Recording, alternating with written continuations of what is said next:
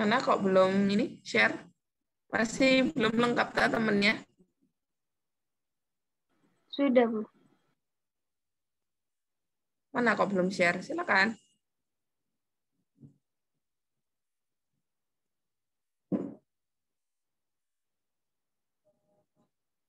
Silakan presentasi.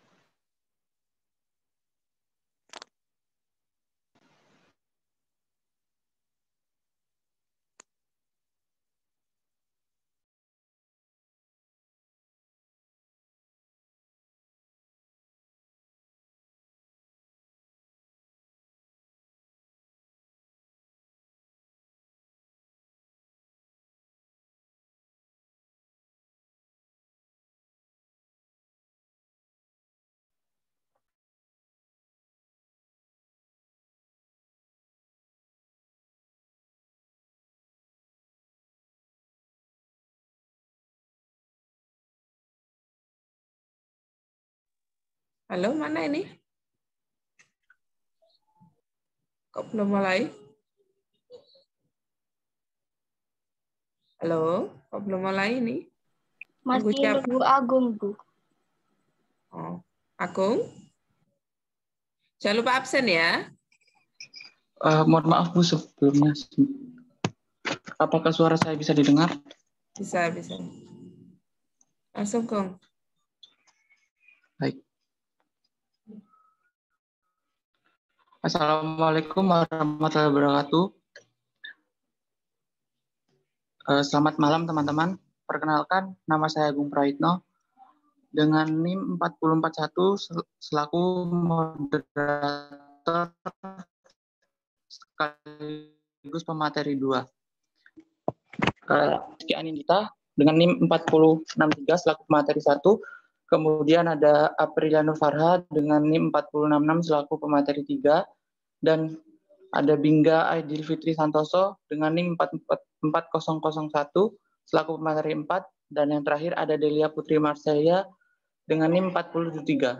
Kami di sini akan membahas materi tentang benchmark ekonomi digital. Untuk pemateri 1, waktu dan tempat dipersilahkan.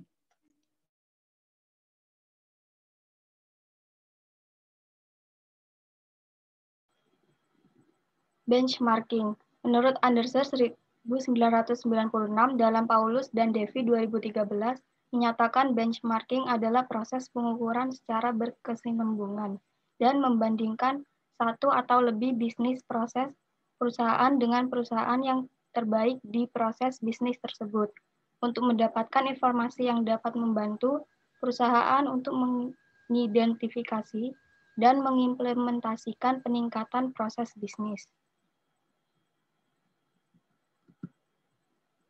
Benchmark ekonomi digital dunia. Tidak dipungkiri lagi bahwa sektor bisnis digital yang menciptakan jumlah terbesar di pasar global pada tahun 2019 di dunia. Destinasi online akan semakin ketat karena akan banyak perusahaan yang beralih ke sektor ini dikarenakan pasar e-commerce yang semakin booming di dunia. Hal inilah yang membuat industri e-commerce harus dikawal agar mampu memacu laju perekonomian suatu negara.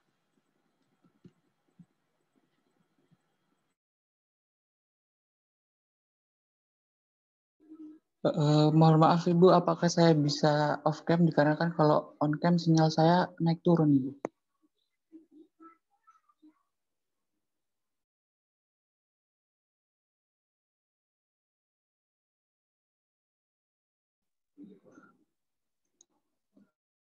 Oke, di sini ada valuasi digital bisnis ya, teman-teman.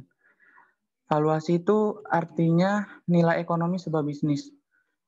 Nah, ada di sini di sebelah kiri ada 3 nilai valuasi digital bisnis. Yang pertama ada hektokorn. Kalau hektokorn itu nilai valuasinya sebesar 150 miliar US dollar. Dan yang kedua ada dekakorn dengan nilai valuasinya 10 miliar US dollar. Yang ketiga ada unicorn yang nilai valuasinya itu mencapai 1 miliar US dollar. Nah, di sebelah sendiri ada data perkembangan bisnis digital yang ada di dunia berdasarkan nilai valuasinya tahun 2019.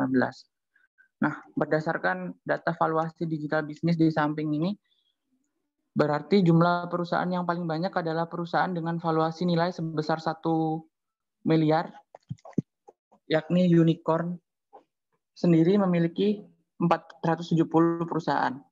Yang kedua ada dekakorn memiliki 23 perusahaan, dan yang pertama ada hektokorn yang memiliki 1 perusahaan. Next.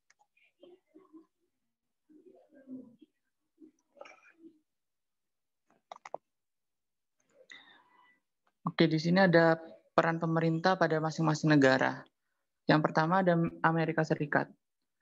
Pelakunya ada Amazon, Google, Facebook. Peran pemerintahnya di sini sangat visioner ya. Di awal era internet tahun 1998, Bill Clinton mengesahkan Digital Millennium Copyright Act atau DMCA. Lewat regulasi ini terciptalah berbagai inovasi seperti eBay, YouTube, dan lain-lain. Regulasi DMCA ini melindungi bukan pada konsumen, tapi melindungi terjadinya inovasi, di mana melindungi atas kekebalan pemilik platform. Nah, jadi di sini peran pemerintah Amerika ini sangat menekankan pada safety pemilik platformnya, teman-teman, agar tidak terjadi inovasi yang diinginkan di luar pemilik platform. Yang kedua ada Tiongkok. Peran pemerintahnya begitu protektif hingga menfilter akses situs dari luar. Namun pemerintah Cina mampu memaksa investasi asing untuk masuk ke sana dengan nilai ratusan juta dolar. Pemerintah juga bisa menarik kembali para engineer yang berkuliah di Amerika atau dimanapun untuk kembali ke negara mereka untuk membangun lapangan pekerjaan dan juga membangun teknologi startup. Pelakunya di sini ada Alibaba. Nah, di sini peran pemerintah Tiongkok ini lebih ke arah bermain strategi atau taktik ya, di mana dia memaksa investasi masuk, dengan konsekuensi ia juga bisa menarik para engineer yang berkuliah di Amerika atau dimanapun untuk membangun teknologi startup-nya di negara Tiongkok sendiri. Next. Yang ketiga ada India. Pelakunya ada Flipkart, InMobi, atau Snapdeal. Flipkart ini semacam Shopee dan Tokopedia. Snapdeal juga adalah e-commerce yang bergerak di jasa belanja online. Peran pemerintahnya itu India dikenal sebagai destinasi dari outsource. Perdana Menteri India berusaha mengajak banyak investor asing agar bisa meningkatkan jumlah entrepreneur lokal yang bersaing secara global. Hasilnya Amazon telah membuka kantor di India dan mengucurkan miliaran dolar di sana.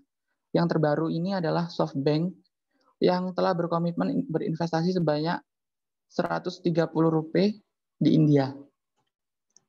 Yang keempat ada Korea Selatan. Pelakunya adalah By Network. Pemeran pemerintahnya di sini membangun infrastruktur saat mereka terpilih sebagai tuan rumah Piala Dunia 2002. Pemerintah ingin berita dari Korea dapat menyebar ke seluruh dunia dengan cepat. Investasi besar-besaran mereka kucurkan untuk infrastruktur internet. Hasilnya sekarang, mereka menjadi negara penetrasi paling tinggi di dunia. Tak hanya soal akses, tapi juga kecepatan atau speed. Siapa sih yang nggak kenal dengan negara Korea Selatan? Teknologi networking-nya juga nomor 1 di dunia, bahkan Korea juga adalah negara pertama yang merilis layanan 5G. Next.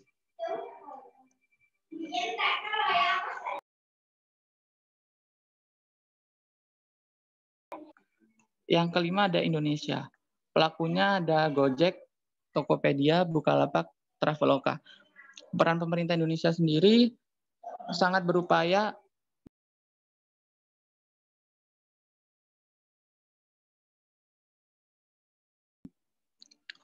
untuk melantai di Bursa Efek Indonesia. Merupakan salah satu alternatif yang mudah untuk mendorong startup dibanding dengan menjadikan perusahaan rintisan menjadi unicorn atau startup bervaluasi di atas US 1 miliar. Terima kasih. Selanjutnya akan disampaikan oleh pemateri ketiga. Mengenal pasar dan masyarakat digital Indonesia. Data dari We Are Social and Hootsuite menyebutkan bahwa Indonesia merupakan negara dengan pertumbuhan internet terbesar di dunia, yaitu sebesar 51% dalam kurun 1 tahun terakhir. Indonesia juga berada dalam 12 besar negara di dunia dengan penetrasi penggunaan telepon pintar terbesar di dunia. Menurut data Statista 2019 menunjukkan penggunaan internet di Indonesia pada 2018 sebanyak 95,2 juta, tumbuh 13,3% dari 2017 yang sebanyak 84 juta pengguna. Pada tahun selanjutnya, pengguna internet di Indonesia akan semakin meningkat dengan rata-rata pertumbuhan sebesar 10,2% pada periode 2018 sampai 2023. Pada 2019, jumlah pengguna internet di Indonesia diproyeksikan tumbuh 12,6% dibandingkan 2018, yaitu menjadi 107,2 juta pengguna. Pada 2023, jumlah pengguna internet di Indonesia diproyeksikan mencapai 150 juta pengguna. Statista juga menyebutkan kegiatan online yang populer di Indonesia adalah media sosial dan pemesanan seluler. Adapun jejaring sosial yang paling banyak digunakan adalah Facebook, dengan jumlah pengguna mencapai 48% populasi. Indonesia juga merupakan salah satu pasar terkuat untuk aplikasi perpesanan lain. Next. Cayapa dan Chenglu 2011 menyebutkan bahwa ada beberapa faktor yang mempengaruhi keputusan seseorang untuk berbelanja online, yaitu 1, kenyamanan. Faktor kenyamanan ini penting terutama bagi masyarakat yang tidak menyukai keramaian pada saat berbelanja, dan juga masyarakat yang menghindari interaksi tatap muka karena terkadang itu dapat menimbulkan ketidaknyamanan saat berbelanja. Jadi masyarakat ini memilih untuk berbelanja secara online. Ya, ini saya akan dilanjutkan dengan rekan saya. Yang kedua, kelengkapan informasi. Internet membuat akses terhadap informasi lebih mudah. Selain itu, beberapa platform juga menyediakan fitur rating dan review untuk memberikan ulasan tentang kualitas dan informasi produk yang dijual. Yang ketiga, ketersediaan produk dan jasa. Hanya dengan mengakses website, masyarakat dapat mengetahui ketersediaan produk tanpa harus berkunjung lebih dulu ke toko tersebut. Hal itu juga membantu calon pembeli yang berlokasi jauh dari toko, tidak perlu berkunjung tetapi dapat membeli barang secara online. Yang terakhir, efisiensi biaya dan waktu. Beberapa website, contohnya eBay, menawarkan kepada calon pembeli dengan harga terbaik dengan membandingkan harga di beberapa toko sekaligus. Perbandingan harga itu menjadi berarti bagi calon pembeli. Selain itu, online shopping dapat dilakukan di mana saja dan kapan saja. Next.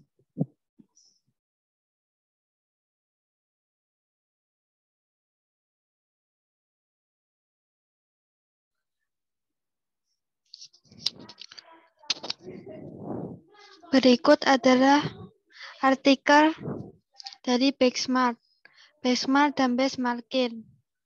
Hasil pengukuran kinerja pertama-tama digunakan untuk menilai dan menganalisis sejauh hasil kinerja perencanaan objektif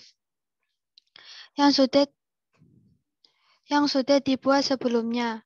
Kedua, pengukuran kinerja juga digunakan untuk menilai sejauh mana ketangguhan organisasi untuk mengusahakan kelangsungan hidup, untuk menghadapi persaingan dan sebagainya. Ketiga, pengukuran kinerja digunakan untuk mengetahui perkembangan dan posisi kinerja organisasi atau perusahaan dari tahun ke tahun.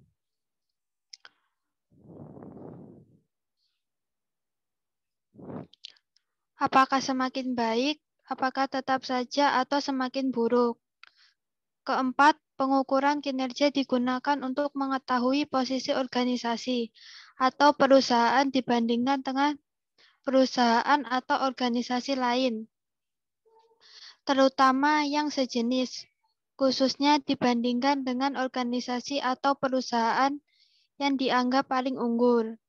Untuk itu digunakan benchmark atau dilakukan benchmarking. Apakah arti dari kedua istilah ini? Pertama-tama perlu dibedakan arti dari kedua istilah itu. Yang meskipun sangat erat hubungannya mempunyai arti lain dan seringkali dicampur adukan. Benchmark adalah acuan tolak terbaik dari suatu kinerja perusahaan atau organisasi tertentu, atau best of the best perform. Sedangkan benchmarking adalah upaya suatu perusahaan atau organisasi untuk mengukur kinerjanya sendiri dan membandingkan dengan suatu benchmark tertentu, menganalisisnya dan mengusahakan agar kinerjanya diperbaiki menuju pada benchmark yang menjadi acuan tersebut. Jadi, benchmark adalah suatu tolak ukur acuan, sedangkan benchmarking adalah upaya memperbaiki kinerja sendiri menuju benchmark tertentu. Secara agak lengkap, baiklah dikutip salah satu definisi benchmarking untuk mengetahui lebih mendalam dan mengenal unsur-unsur pentingnya. Benchmarking is a system and continuous measurement process, a process of continuously measuring and comparing an organization, business process against business leader anywhere in the world to gain information, which will help the organization take action to improve its performance, atau benchmarking clearinghouse. Dari definisi tersebut dapat diambil beberapa kata kunci yang menjelaskan secara lebih gamblang apa yang dimaksud benchmarking tersebut. Kata-kata kunci yang dimaksud adalah pengukuran dan pembandingan, atau measuring dan comparing. Yang kedua, sistematik dan terus-menerus, atau sistematik dan continuous.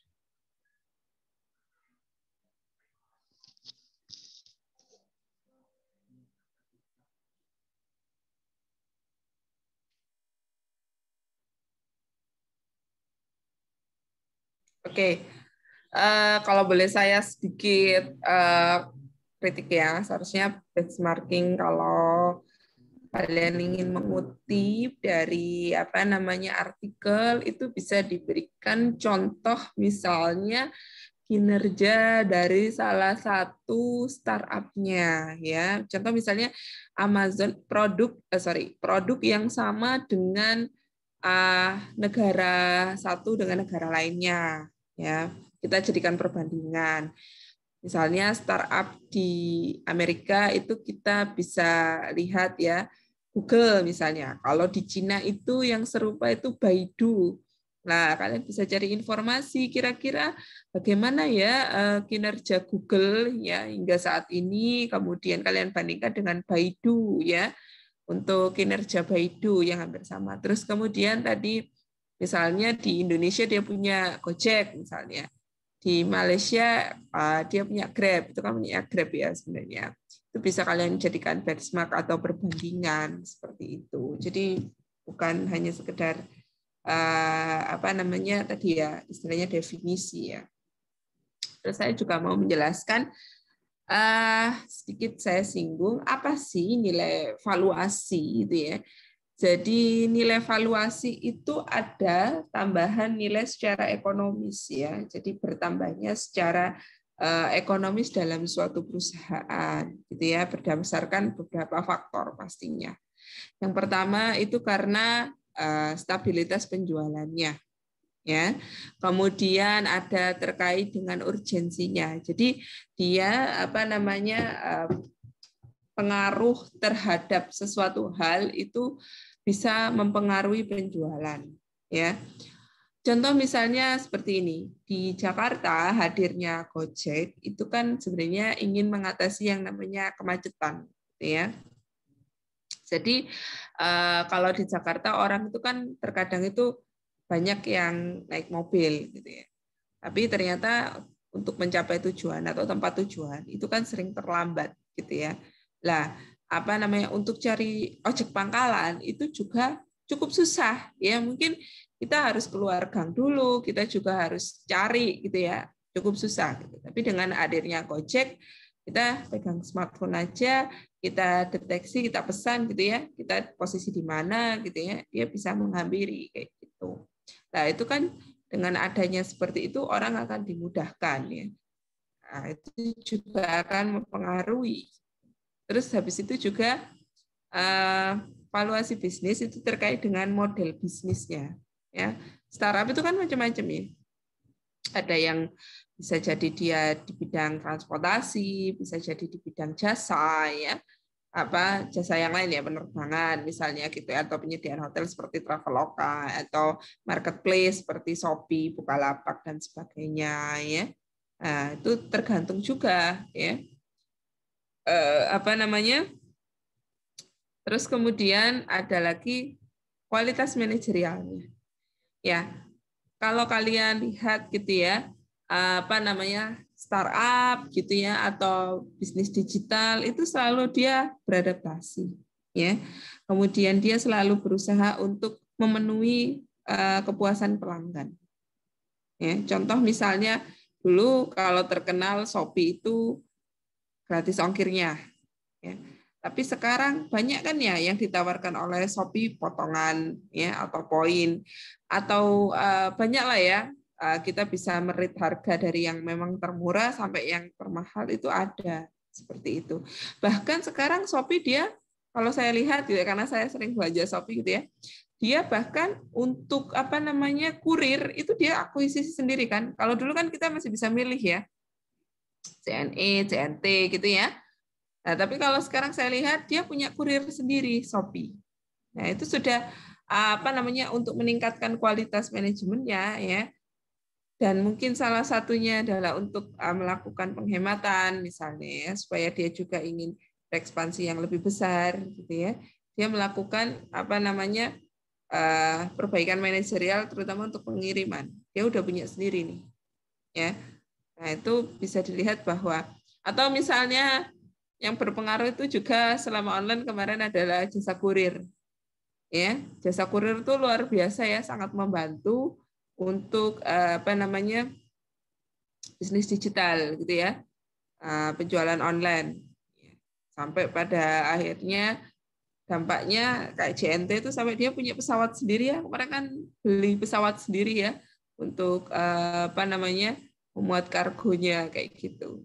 Nah, berarti ada perubahan nih secara manajemen dan sebagainya. Terus kemudian branding, ya. Kalau kita bicara bisnis digital, ingat yang saya selalu tekankan bahwa bisnis digital itu bukan hanya sebuah tempat ya, marketplace ya. Yang diingat jangan hanya kalau kita bicara bisnis digital itu pasti kayak Shopee, Bukalapak, no gitu ya, big no ya. Jadi kalau sudah menempuh mata kuliah ini, yang harus kalian pahami adalah kalau kita bicara bisnis digital itu pasti hubungannya dengan masalah packaging, branding, ya.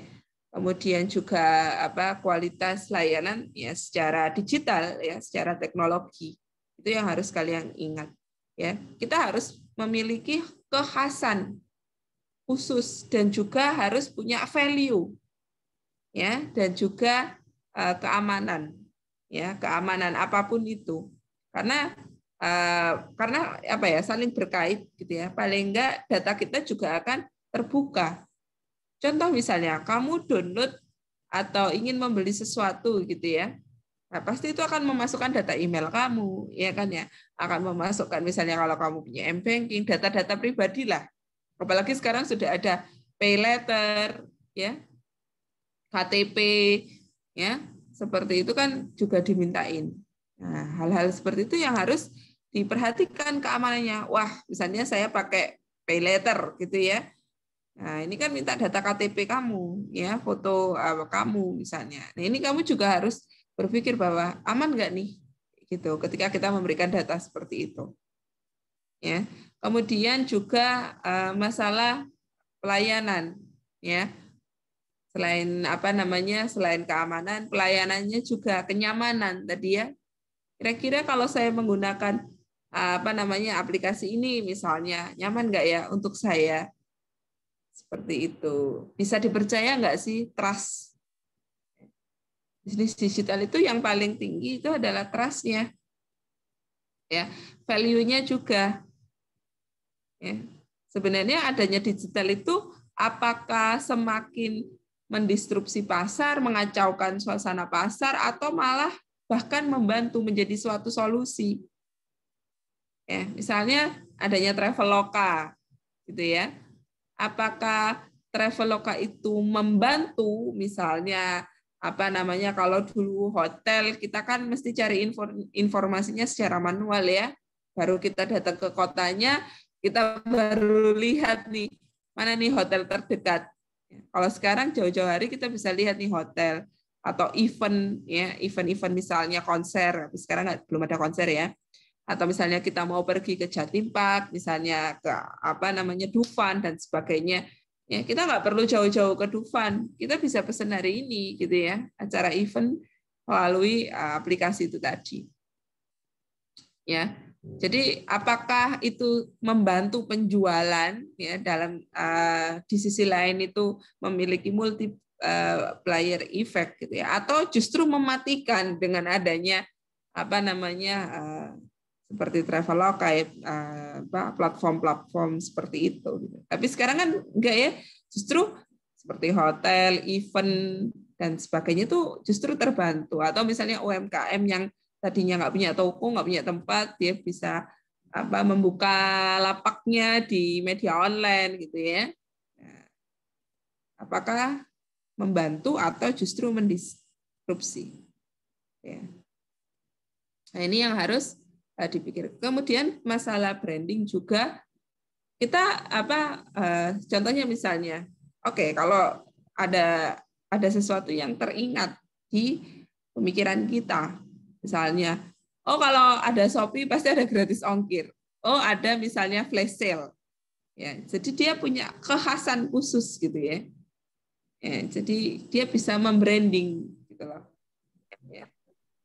Itu yang harus kalian ingat bahwa apa ciri khas dari bisnis digital. Sama nanti tugas akhir kalian kan juga seperti itu ya, gitu ya. Meskipun nggak sempurna, saya tidak menuntut kalian sempurna. Syukur-syukur kalau bisa berjalan. Nah ini saya nggak tahu ya. Ini kan D3 ya. Ada program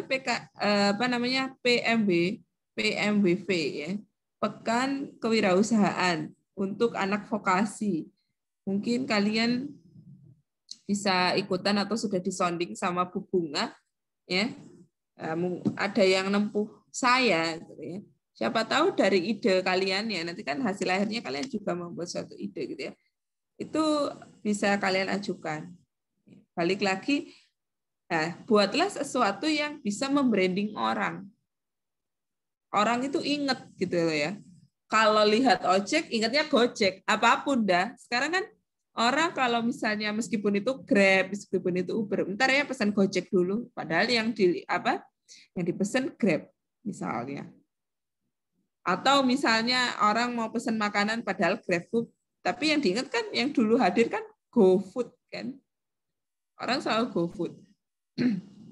Atau dulu kalau misalnya yang konvensional misalnya orang mau beli pasta gigi bilangnya misalnya Pepsodent, beliau Pepsodent.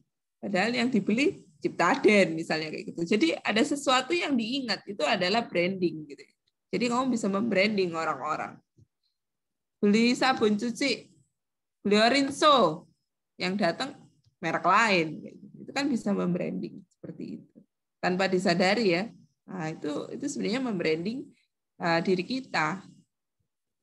Nah, itu kalau orang sudah ingat, yang diingat adalah ya seperti itu tadi, itu akan bisa menciptakan nilai valuasi yang tinggi.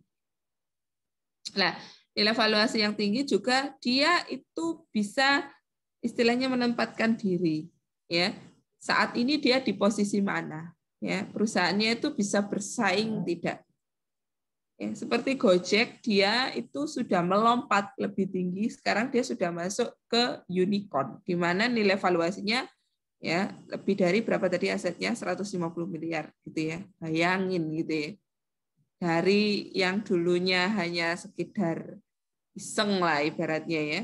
Tapi sekarang produknya sudah berkembang ya. Kemudian dia sudah mencapai ratusan miliar dan dia sudah ekspansi ke beberapa negara di Asia Tenggara. Ya, bahkan sekarang yang CEO-nya sudah menyerahkan ke yang lain karena CEO-nya menjadi menteri gitu ya. Nah, tapi dia tidak bisa berdiam diri karena pasti ada yang menduplikasi Grab, Uber dan sebagainya. Ya, belum lagi sekarang sudah muncul di tatanan lokal kayak gitu. Nah, ini dia harus tahu posisinya dia ini gimana. Terus kemudian kalau kita bicara valuasi, yang terakhir adalah aset ya. Selama mulai awal berdiri, berapa nih asetnya yang sudah dimiliki? Baik itu aset lancar maupun tetap, ya. Kasnya berapa? Ya. Sama, mereka kan pasti punya kantor, mereka punya perputaran keuangan, mereka siapa tahu dari modalnya itu dia punya bisnis, punya hutang. Apakah hutangnya itu sampai sekarang masih ada atau bahkan dia berkembang? Nah, sekarang kayak Gojek juga dia sudah masuk kan ke bursa efek ya, dia sudah menawarkan yang namanya saham, ya bagaimana nilai sahamnya sekarang. Wah, luar biasa. Hal-hal seperti itu yang berpengaruh terhadap nilai valuasi bisnis. Seperti itu.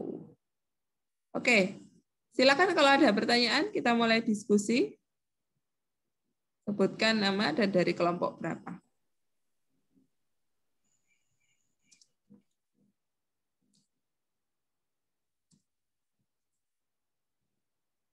Silakan. Everything. Izin bertanya, Bu. Sebutkan nama dan dari kelompok berapa. Natasha Citra dari kelompok 4. Hmm. Contoh hal nyata apa yang sudah dilakukan oleh pemerintah Cina untuk memaksa investor asing untuk masuk ke sana? Oke. Ada lagi? Saya izin bertanya, Bu. Adelia Febriana Putri dari kelompok 5. Itu. Maksud, tadi kan di slide 7, Korea Selatan itu termasuk negara penetrasi paling tinggi. Nah, penetrasi paling tinggi itu apa?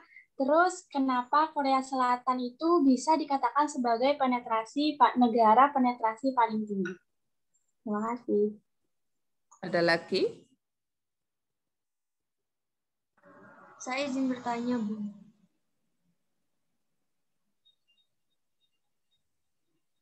Silakan. Vina Maulidatul dari kelompok 4. Shopee itu termasuk unicorn, dedicorn, atau hectocorn ya? Terima kasih. Untuk saat ini ya? Iya. Atau yang terakhir 2020 lah, paling enggak kan laporan keuangan kan paling enggak 2020. Update sekarang. Ada lagi? Saya mau bertanya, Bu. Saya Nur Fajar bertanya ke kelompok yang presentasi.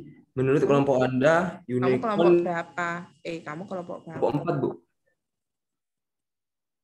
Menurut Anda, unicorn yang ada di Indonesia itu apa saja? Terima kasih, Bu. Ada lagi? Satu lagi mungkin? Biar pas 5.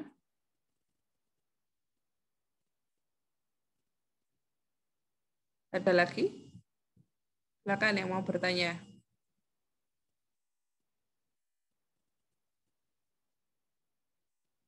Cukup? Oke, kalau cukup silakan didiskusikan dulu.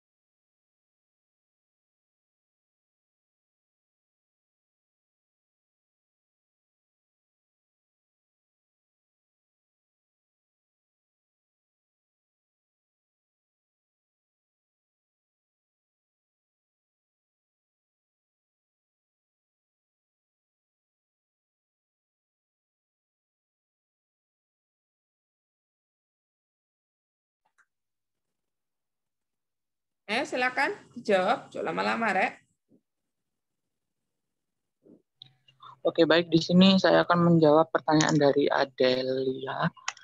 Kenapa sih Korea Selatan itu disebut sebagai negara penetrasi? Nah, maksudnya penetrasi itu apa? Menurut saya sendiri, penetrasi itu penerobosan baru. Maksudnya penerobosan.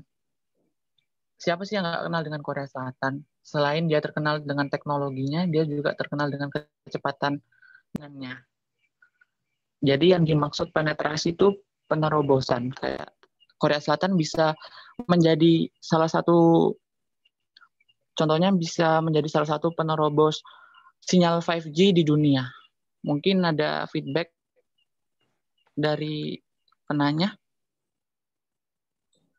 Jadi itu Korea Selatan itu dikatakan sebagai negara penetrasi paling tinggi soalnya bisa nerobos sinyal yang 4G itu. Maksudnya itu dia itu Iya, bisa. ada sesuatu yang baru gitu loh, yang belum terfikirkan, bukan hanya sinyal ya, everything lah. Ya, jadi apa namanya?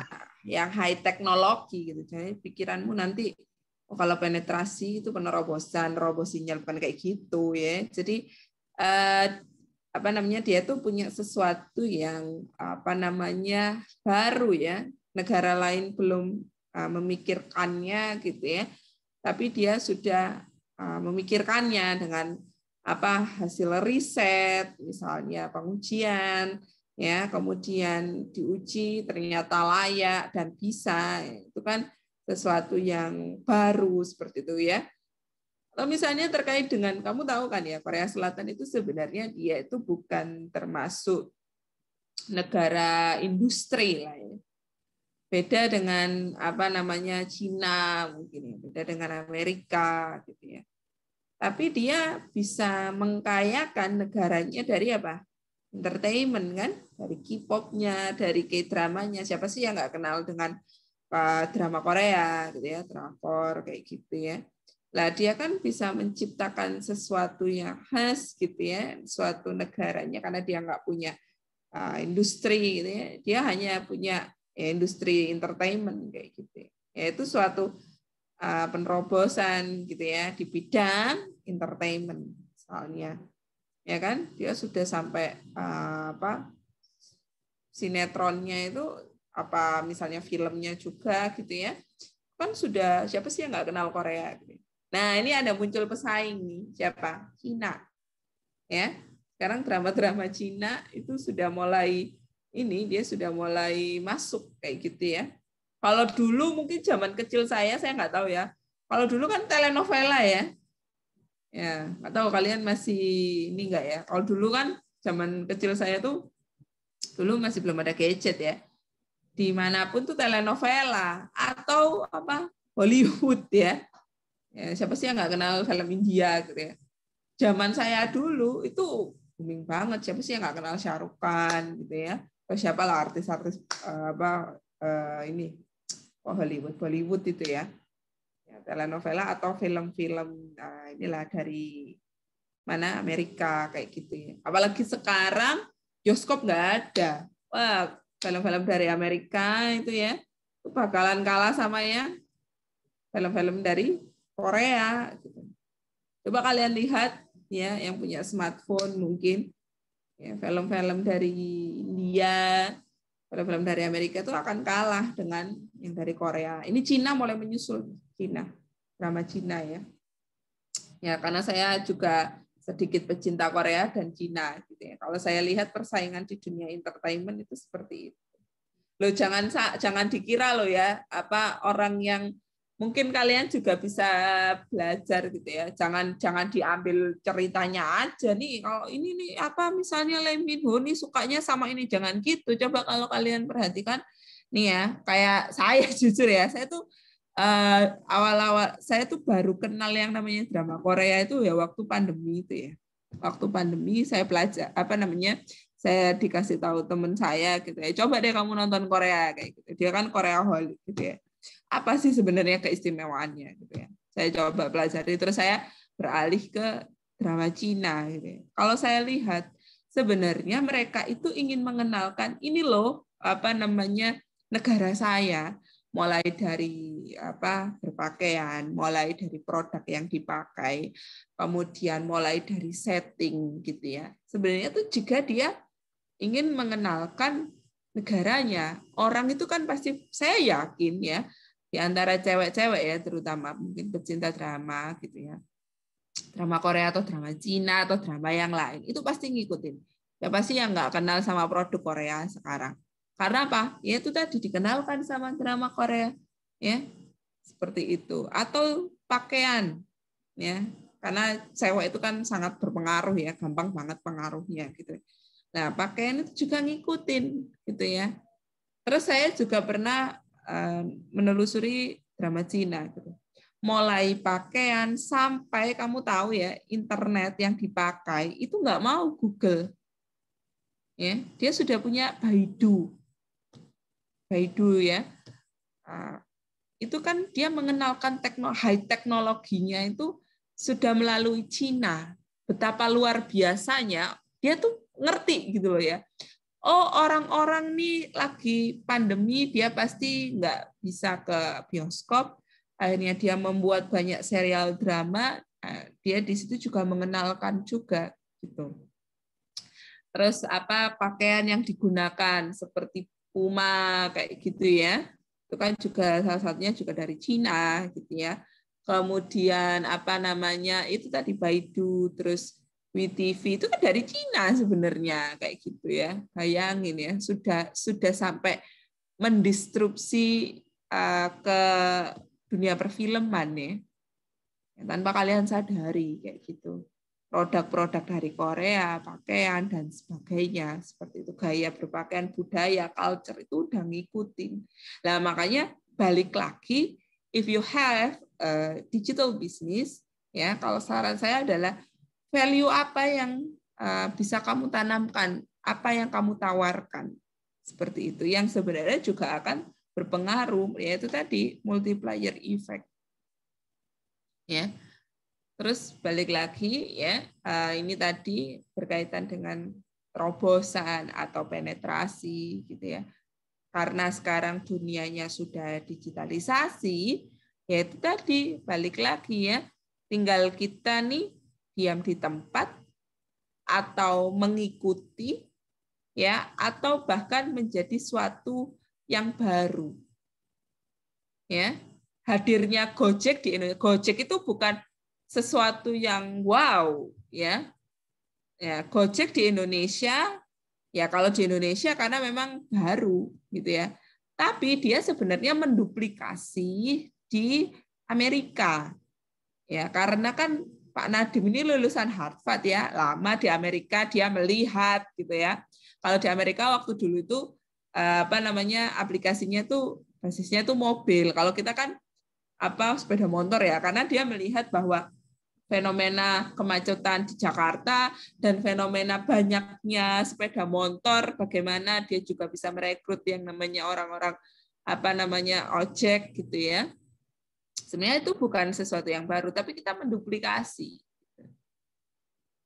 Kamu boleh menduplikasi, mengcopy paste ide, tapi ada sesuatu yang baru ingin kamu tawarkan. Misalnya disesuaikan dengan wilayah kamu, daerah kamu. Ya sama kayak Pak Nadiem, sebenarnya itu kan dia menduplikasi di Amerika, tapi dia sesuaikan di Indonesia. Tuh. Ya, karena dia lihat ada fenomena apa nih. Oh, ada GoFood, berarti itu dia melihat bahwa banyak nih orang jualan makanan warung, tapi kok pelanggannya itu aja.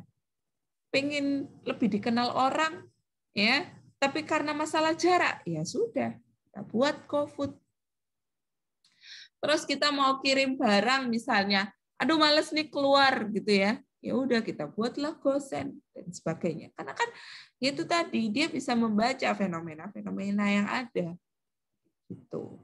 Boleh menduplikasi boleh, tapi ingat ada sesuatu yang baru kayak gitu. Nah, sesuatu yang baru ini harusnya lebih out of the box lagi. Balik lagi, terobosan apa nih yang baru nih, yang belum nih.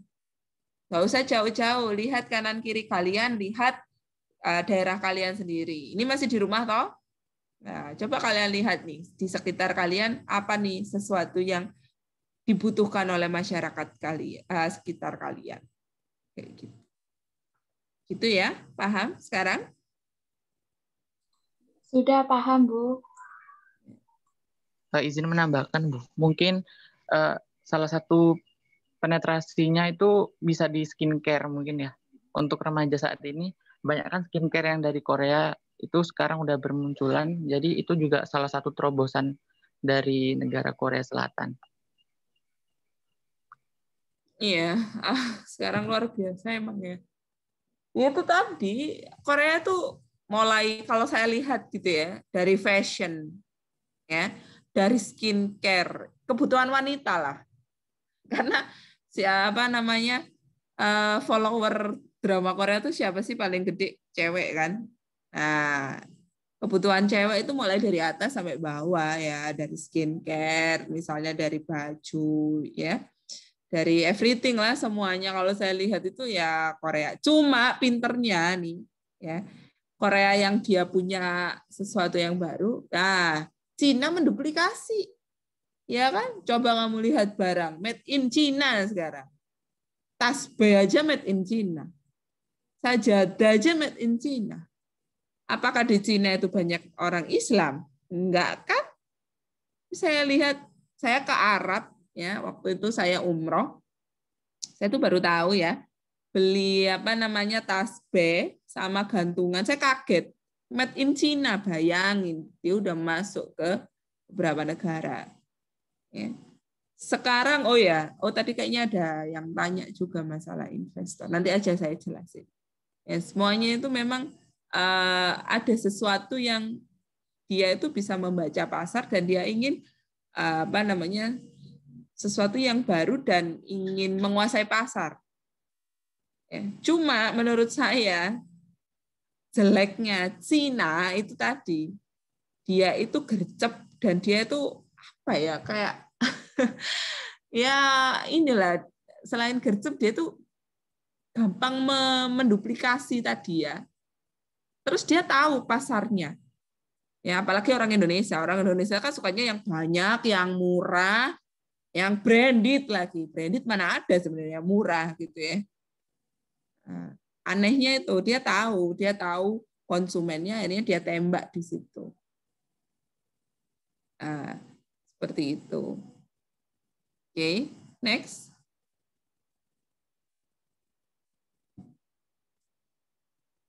Silakan lanjut.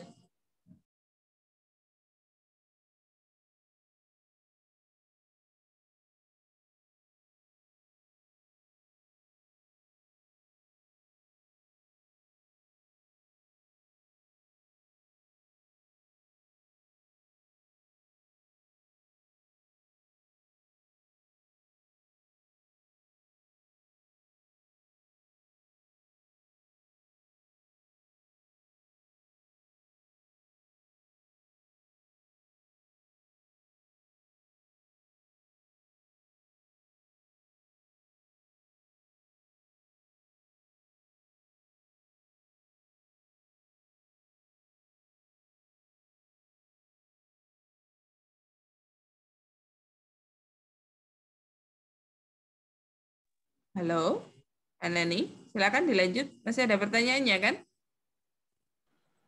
Saya akan menjawab. Saya akan menjawab pertanyaan punyanya Fajar, Bu. Pertanyaannya, menurut Anda unicorn yang ada di Indonesia itu apa saja? Unicorn yang ada di Indonesia ada Tokopedia, Traveloka, dan OVO, dan juga Bukalapak. Fajar bisa dipahami? Gojek juga ya? Gojek bukan masuk di Dekakon, Bu. Oh, Dekakon, ya, sorry. Sudah naik peringkat dia. Tadi berdasarkan nilai valuasi ya, lebih dari 150 miliar ya. Iya, Bu. Itu contoh-contohnya. Halo, siapa tadi yang banyak? Iya, Bu. Ada lagi?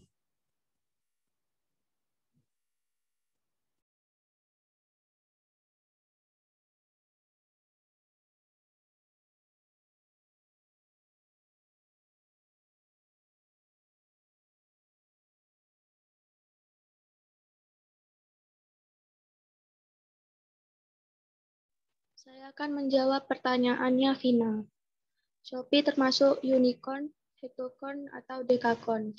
Saat ini Shopee sudah bukan unicorn lagi, melainkan dekakon karena level valuasinya sudah tinggi.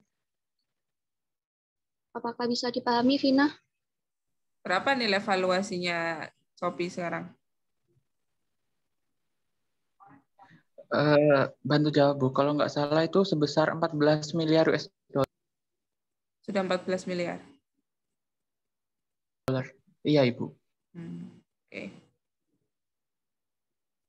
Ada lagi? Terima kasih.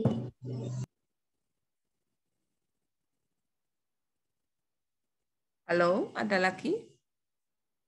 Masih kurang berapa pertanyaan?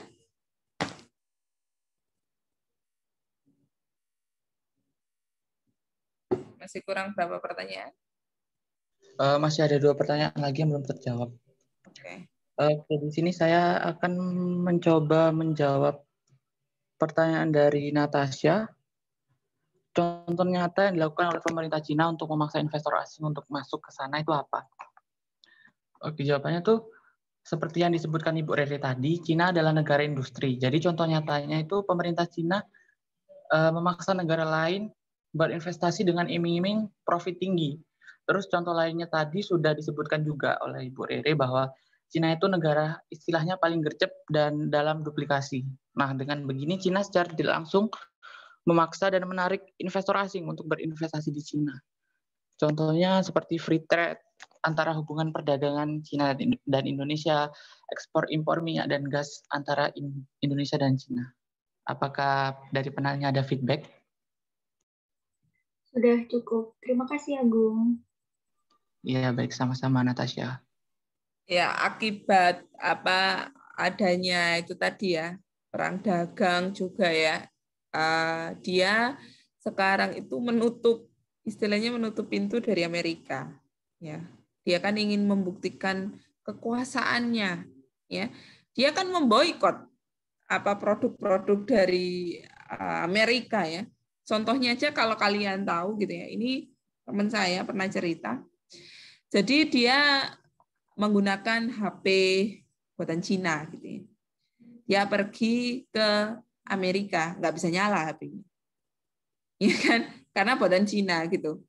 Terus habis itu juga orang Amerika misalnya lagi ke Cina kayak gitu. Kita biasa dengan Google misalnya kayak gitu ya. Atau apa ya, produk-produk keluaran dari Amerika tadi, Facebook misalnya. Nggak bisa di Cina itu, diboikot, bayangin. Sampai segitunya kan perang dagang atau perang bisnisnya Cina itu. Kalau masuk ke Cina, dia ya kayak Google HP kita gitu ya. Kita kan udah terbiasa dengan Google misalnya. Atau kalau saya kan pakai Samsung ya. Samsung Internet misalnya gitu ya. Kalau udah masuk ke Cina nggak bisa. Semua jadi pinternya dia, masyarakatnya itu harus benar-benar menggunakan barang produk dari dia. Kalau dia menggunakan dari negara lain, buatan negara lain, bisa-bisa tuh ya kena tegur loh. Segitunya dia disiplinnya. Ya bagus juga ya, artinya apalagi masyarakat Cina itu kan banyak banget ya, nomor 1 kan ya di dunia gitu ya, miliaran kan ya masyarakatnya. Dia akan itu tadi menambah istilahnya pertumbuhan ekonominya akan menjadi lebih baik seperti itu. Akses internetnya khusus dibuat oleh Cina semua. Aplikasinya ya seperti Baidu, seperti Alibaba misalnya. Kalau misalnya pakaian misalnya ada Puma misalnya. Saya tahu gini itu karena apa? Saya tuh menyaksikan salah satu film gitu ya. Terus saya telusuri sampai saya benar-benar telusuri gitu ya. Sampai segitunya ya Cina, hebat juga gitu ya. Ya makanya kalau cuma bedanya kayaknya Indonesia tuh pengen kayak gitu ya. Pakailah produk-produk dari Indonesia. Nggak yakin saya bisa. Karena apa? Kita sudah terkontaminasi dengan produk luar. Ya, kalau nggak branded nggak mau kayak gitu. Kalau nggak murah nggak mau. Kadang buatan luar negeri lebih murah daripada buatan Indonesia. Ya kan? Nah, hal-hal seperti itu yang memang menjadikan Cina itu juga bisa jadi superpower. Dan dia itu kayak, menurut saya itu emang pinter banget membuka peluang. Kayak gitu. Kalau misalnya itu tadi ya, dia butuh seorang investor. Nah, seorang investornya ini juga diajak gitu ya. Artinya kayak orang itu mempengaruhinya tuh hebat gitu ya di Cina itu. Jadi kalau kamu mau investasi di negara saya, gitu ya, ya sudah kamu juga harus mencintai dan juga istilahnya itu ikut benar-benar bantu ngembangin negara saya kayak gitu loh. Hebatnya seperti itu. Ya kan? Nah, ini udah mulai banyak PDKT kan, terutama untuk perusahaan-perusahaan yang besar-besar kayak gitu ya. Nah, dilihat Cina ini luar biasa kayak gitu.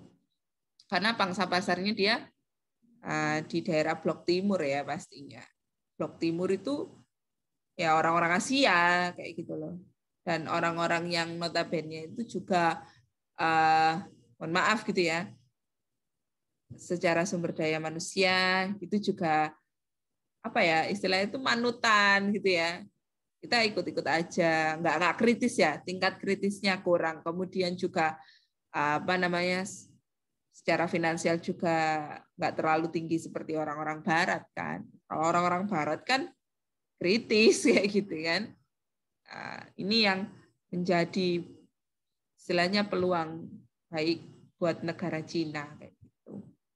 Ya, dan sekarang menurut saya itu udah semakin gila gitu ya. Semakin gilanya itu artinya sampai dia itu loh perang kan, istilahnya perang dagang, perang politik sama Amerika gitu ya. Kalian tahu sendiri kan Amerika itu kan adik kuasa gitu ya.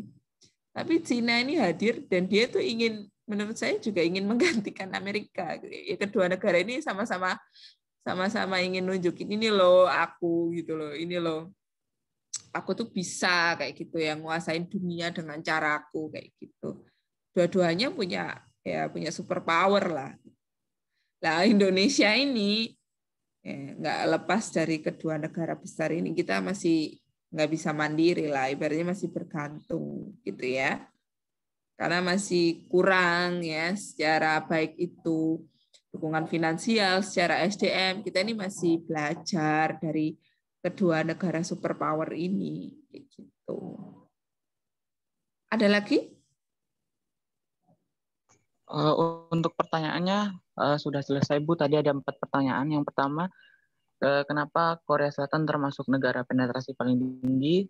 Yang kedua, sebutkan 4 unicorn yang ada di Indonesia. Yang ketiga, Shopee itu termasuk dekakorn atau unicorn. Dan yang terakhir tadi, contoh nyata Cina dalam memaksa investor asing untuk masuk ke Cina itu seperti apa? Jadi pertanyaannya sudah selesai. Saya izin menutup presentasi ini. Udah nggak ada lagi ya yang tanya? Atau mau tanya sama saya nggak apa-apa? Nggak apa-apa, ditutup aja. Demikian presentasi dari kelompok kami. Semoga apa yang saya dan teman-teman saya sampaikan dapat bermanfaat bagi kita semua. Jika ada salah kata dan kekurangan mohon dimaafkan. Akhirul kalam, wabillahi taufiq wal hidayah. Wassalamualaikum warahmatullahi wabarakatuh. Saya kembalikan ke Ibu Riri. Oke, tadi ya sebenarnya untuk benchmark ini perlu dilakukan suatu riset juga gitu ya, baik itu dari sisi tahun gitu ya, terus pengelompokan juga harus seragam, misalnya kayak saya kan mengelompokkan dari beberapa negara dan yang saya tulis di situ kan berkaitan dengan bisnis digital gitu ya. Sekarang sudah mulai banyak perkembangan. Nah, yaitu ya fenomena yang terjadi yang memang ada saat ini. Bahkan semakin luar biasa dengan adanya ya setahun ke belakang ini pandemi itu nggak semuanya buruk ya. Tapi benar-benar kita rasakan bahwa sesuatu yang berbasis digital itu nyata kayak gitu. Ada di sisi lain ada yang memang hancur gitu ya karena adanya pandemi, tapi di sisi lain mereka ya tertawa gitu ya. Karena apa? Ya bergantung gitu ya dengan digital seperti itu. Jadi memang ada apa ya hikmahnya juga kayak gitu. Mungkin ada yang mau bertanya lagi terkait dengan benchmark? Halo? Oke, kalau nggak ada pertanyaan, minggu depan kan kita UAS ya. UTS ya. Sorry. Oke. UTS-nya ini saya beri tugas gitu ya. Dikumpulkan minggu depan waktu UTS. Jadi minggu depan itu absen aja kayaknya ya. Nggak perlu UTS. Jadi ini saya berikan secara kelompok, saya berikan dari sekarang. Tapi yang saya minta adalah kamu harus bisa memberikan yang terbaik gitu ya, dan nggak boleh sama ya. Tugasnya apa? Tugasnya itu adalah kalian kerjakan halaman 45 itu ya, buku saya. Tapi untuk yang nomor 1 review benchmark-nya itu saya ganti tahun 2018 sampai 2020. 3 tahun ya, 18, 19, 20. Ini agak lama. Ya. Terus, nah ini benar-benar kalian diskusikan gitu ya. Jadi kondisi pasar saat ini, kemudian responnya bagaimana terkait dengan bisnis digital. Atau kalian kan kemarin sudah ngerjakan yang saya suruh kemarin ya, memilih salah satu platform itu ya. Kalian fokus di situ, misalnya dari awal dia berdiri ya, kemudian kondisi pasarnya, nilai valuasinya mau kamu singgung, itu silakan. Dari yang hanya modal 0 rupiah misalnya sampai sekarang valuasinya itu sudah mencapai miliaran rupiah, itu kamu benar-benar lihat gitu ya. Nah, boleh gitu ya. Saya rasa pakai platform yang kemarin kamu pilih aja ya. Terus habis itu ada tugasnya di situ ya. Nah, ini ada tugas, yaitu kamu juga berikan saran atau kritik ya terhadap pemerintahan di Indonesia gitu ya, terkait dengan perhatian dia terhadap bisnis digital. Apa saja yang sudah dilakukan. Ya. Jadi kamu bisa melihat dari buku atau dari artikel atau dari internet, jangan copy paste ya, ingat. Ya. Dan juga yang ingin saya garis bawahi adalah pendapat dari masing-masing kelompok. Jadi kamu berikan salah satu paragraf ya. Itu pendapat ya, atau kesimpulan misalnya pendapat dari kelompok kamu menanggapi perkembangan bisnis digital selama 3 tahun terakhir ini ya. Itu bagaimana? Kurangnya apa? Gitu ya, dari sisi pemerintah atau dari sisi ownernya, kan kalian kemarin sudah salah satu ini ya menggunakan platform itu ya, atau dari pelanggannya atau banyak hal lah, suppliernya dan sebagainya. Boleh kalian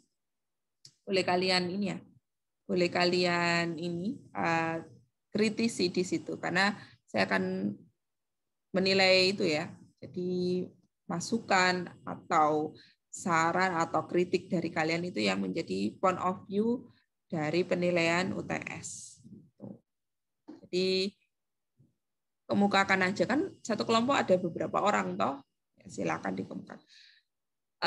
Covernya boleh bebas ya, artinya kamu boleh kasih logo, nama. Kemarin ada yang dihias gitu ya, bukan dihias ya, istilahnya dia pakai template gitu.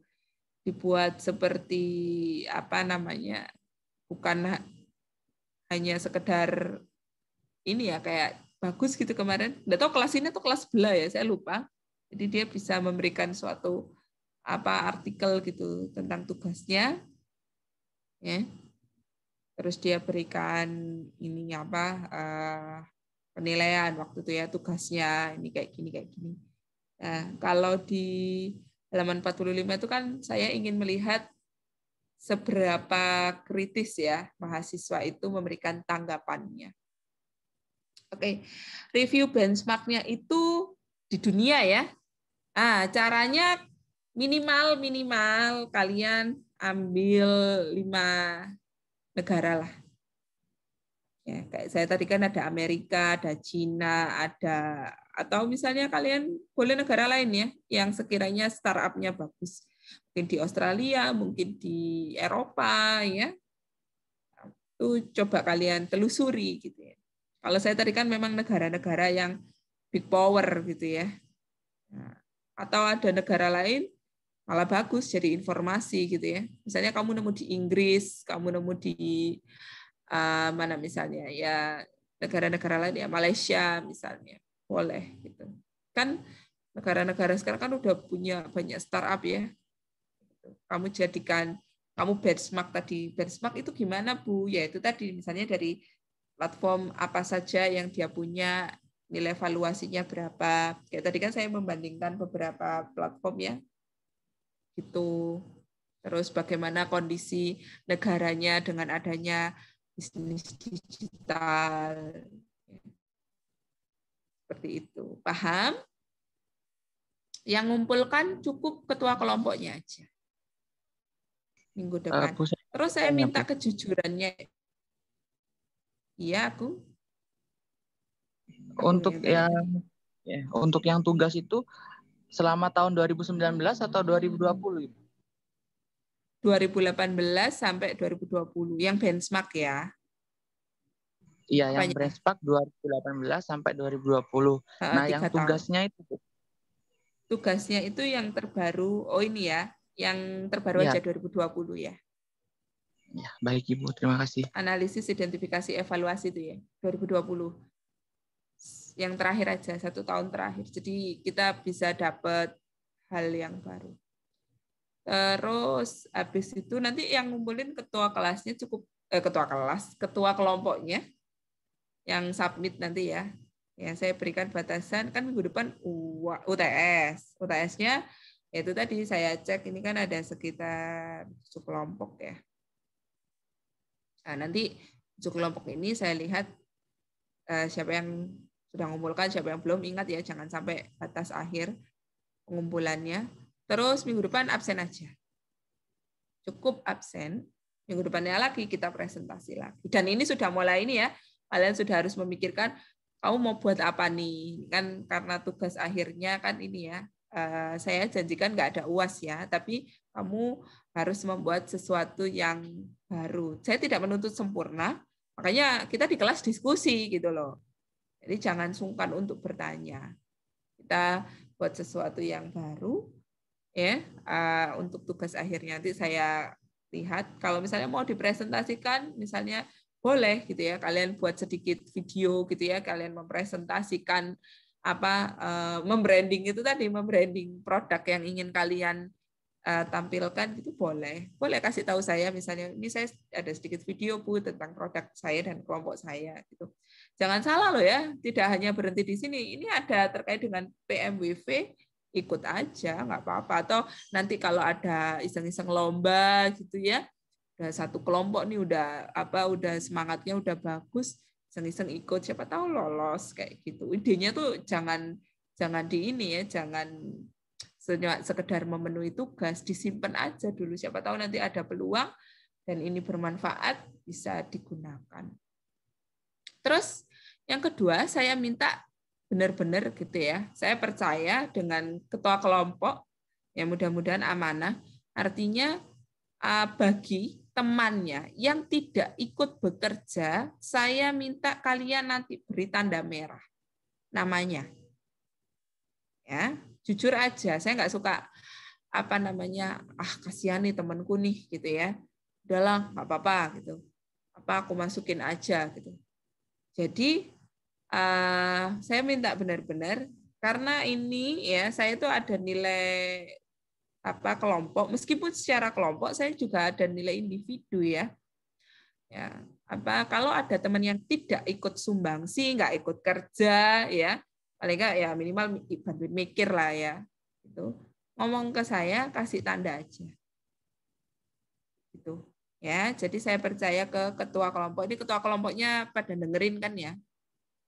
Ketua kelompoknya kamu sebagai penanggung jawab. Jadi kamu bohong, nah dosanya ditanggung kamu loh ya, tanggung renteng loh, kamu yang nanggung.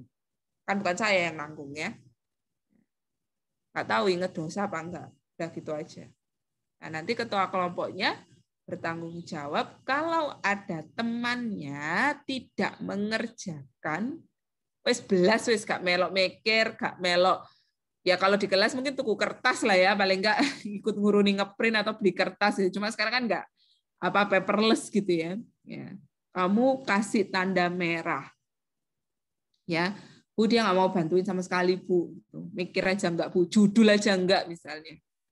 Nah, ini paling enggak ikut membantu. Makanya saya serahkan ke ketua kelompok.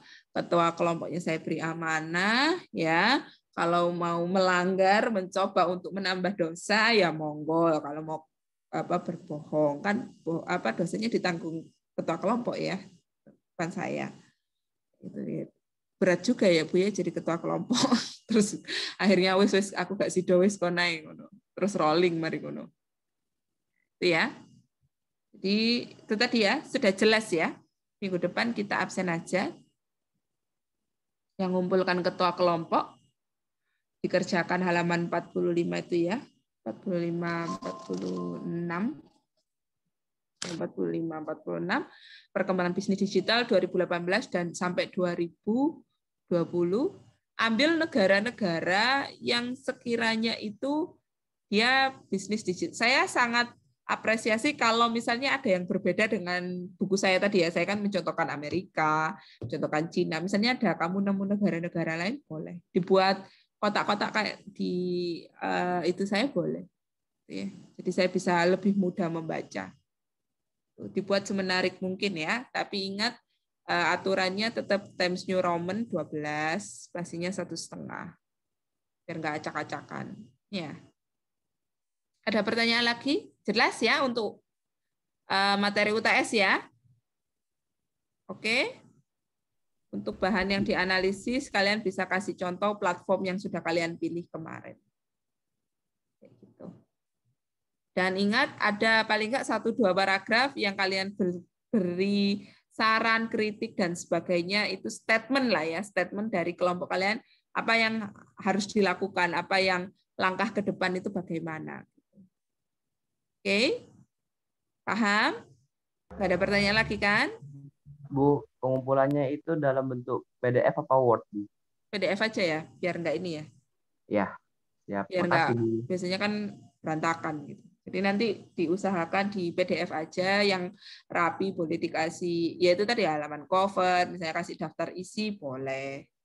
Ya. Apa namanya, daftar isi dan sebagainya, isinya gitu. Terus kalian kasih, misalnya 1 lembar, ya itu pernyataan kelompok kalian, ya beri aja gitu, apa namanya, tanda misalnya, statement, itu akan saya baca gitu.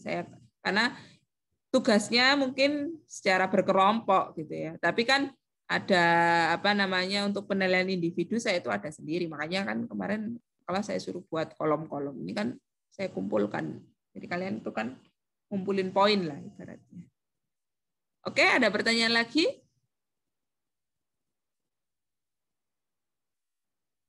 Nggak ada ya? Jelas ya? Oke, terima kasih untuk malam hari ini.